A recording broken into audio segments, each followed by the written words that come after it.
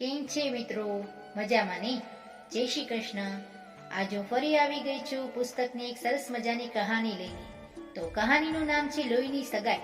તો જરૂરથી સાંભળજો. લોહીની સગાઈ. પંજાબમાં 5,000 પરિવાર ધરાવતું રામપુરા ફૂલ નામનું એક ગામ છે. ગામમાં 2 ઓરડાવાળા એક મકાનની બહાર લાંબી લાઈન છે. પહેલી નજરે જોતા જણાય કે સરકારી અનાજ મેળવવા માટે રેશનની દુકાને લાગેલી લાઈન છે. પણ અહીં કોઈ સસ્તા ભાવે અનાજ લેવા નથી આવ્યું. હકીકત એ છે કે અહીં ઉભેલી દરેક વ્યક્તિ કશું લેવા નહીં પણ આપવા આવી છે, પોતાનું લોહી આપવા. રક્તદાન કરવા આવેલી આ વ્યક્તિઓના કારણે રામપુરા ફૂલની ખ્યાતિ આસપાસના વિસ્તારો સુધી ફેલાય છે. રક્તદાન કરવામાં દાતાઓને બિલકુલ દર્દ નથી થતું એની સૌ કોઈને ખબર છે. પણ બધા જાણે છે કે રક્તદાન કરવું તદ્દન સરળ છે, એમાં સમય પણ બહુ થોડો લાગે છે અને માનવ સેવાનું આ એક ઉમદા કાર્ય છે. આ બધું જાણવા છતાં દુઃખભરી વાત એ છે કે 100 કરોડથી વધુ વસ્તી ધરાવતા આપણા દેશમાં હંમેશા હોસ્પિટલોમાં રક્તની અછત હોય છે. ઇન્ડિયન રેડ ક્રોસ સોસાયટીની બ્લડ બેંકમાં ઝડપથી ઘટતા જતા રક્તના પુરવઠાને કારણે સર્જાતી સમસ્યાઓને પહોંચી વળવામાં રામપુરા ફૂલે જે કામગીરી બજાવી છે તેને લીધે આ ગામમાં બ્લડ મેનેજમેન્ટ ઇન્ડસ્ટ્રીમાં સૌના માટે દાખલારૂપ બની ગયું છે. આ ગામે લોકોને વિશાળ પાયે ભેગા કરીને એને સમજાવીને કઈ રીતે એમને રક્તદાન કરવાની પ્રેરણા આપવી એનું એક અનોખું મોડલ ઊભું કર્યું છે. ગામમાં વિવિધ વસ્તીમાં ફરીને એમની સાથે વાતચીત કરતા ખ્યાલ આવે છે કે અહીં દરેક કુટુંબમાં રક્તદાતા છે. ઓછામાં ઓછું 25 વાર અને વધુમાં વધુ 63 વાર રક્તદાન કરનારી વ્યક્તિઓ અહીં જ તમને મળશે. આમાંના એક જણની ઈચ્છા તો ગિનિસ બુક ઓફ વર્લ્ડ રેકોર્ડમાં નામ નોંધાવવાની છે. પોતાના ગામની આ સિદ્ધિનું અહીં સૌ કોઈને ગૌરવ છે. ગામમાં નિયમિત રક્તદાન કરનારા 6,000 રક્તદાતાઓની યાદી છે. સમાજમાં દરેક સ્તરના લોકો આમાં સામેલ છે. આખી યોજના ખૂબ વ્યવસ્થિત રીતે અમલમાં મુકાઈ છે. દરેક રક્તદાતાઓને ખબર છે કે રક્તદાન કરવામાં શું કરવું, શું ન કરવું, વર્ષમાં કેટલી વાર રક્તદાન કરી શકાય અને ક્યારે ક્યારે રક્તદાન ન કરવું એ બધાને જાણ છે. ગામમાં દુર્લભ ગ્રુપનું રક્ત ધરાવતી વ્યક્તિઓની અલગ યાદી હતી. તેઓ જરૂર પડે કોઈ પણ ઘડીએ રક્તદાન કરવા તૈયાર હોય છે. ગમે તે સમયે ઇમરજન્સી આવી પડે તેઓ 30 મિનિટની અંદર રક્તદાન કેન્દ્રમાં અચૂક હાજર હોય છે.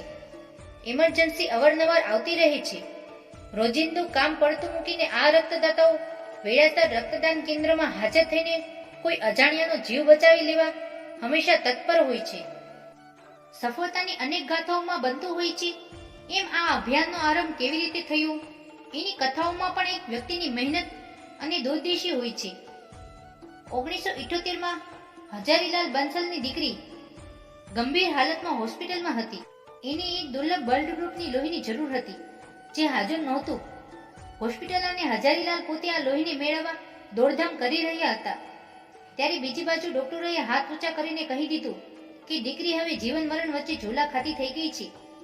ત્યાં અચાનક જ એક માણસ હોસ્પિટલમાં આવી ગયો અને એને કહ્યું, મારું લોહી એ જ ગ્રુપનું છે. હજારીલાલની દીકરીનો જીવ બચી ગયો. હજારીલાલ બંસલે એક તરફ રક્તમયના દીકરીને મૃત્યુના આરે આવેલી જોઈ અને બીજી તરફ એક અજાણી વ્યક્તિની ઉદારતા જોઈ. એમને પ્રેરણા મળી કે આવું કાર્ય બીજાઓ માટે પણ કરવું જોઈએ.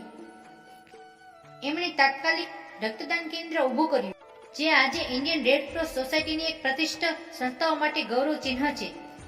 હજારીલાલ એ દિવસોને યાદ કરતા કહે છે, શરૂમાં આ કામ ઘણું કપરું હતું. રક્તદાન વિશે લોકોને ખબર નહોતી. અમે એ વિશે માહિતી આપવા લાગ્યા. એ પછી પણ લોકોને રક્તદાન કરવાનો ડર લાગતો. જાત જાતની વાયકાઓ એમણે સાંભળી હોય. ક્યારેક તો અમને મદદ કરવા આતુર એવા લોકો પણ અમને કહી દેતા કે રક્તદાનની વાત જવા દો, જોઈએ તો રોકડ રકમનું, જોઈએ એટલું દાન લઈ જાઓ. પણ હજારીલાલે ધીરજપૂર્વક લોકોને જાગૃત કરવાનું કામ ચાલુ રાખ્યું. છેલ્લા 20 વર્ષમાં આ કેન્દ્રને સેંકડો પ્રશંસાપત્રો અને સર્ટિફિકેટ મળ્યા છે. છેલ્લા 13 વર્ષથી સતત ઇન્ડિયન રેડ ક્રોસ સોસાયટી તરફથી ડિસ્કશન એવોર્ડ મળતો રહ્યો છે. દેશમાં હજારો લોકો એવા હશે જેમનું જીવન મૃત્યુના આરે આવીને ઊભું હોય અને જેમણે રામપુરા ફૂલમાં અનામી રક્તદાતાઓને લીધે નવું જીવન પ્રાપ્ત થયું હોય. તો મિત્રો, આજ અંતે આપણી કહાની પૂરી થઈ છે અને તમને આ કહાનીથી શું પ્રેરણા મળી એ કમેન્ટ બોક્સમાં કમેન્ટ કરીને જરૂરથી કહેજો. જય શ્રી કૃષ્ણ. રાધે રાધે.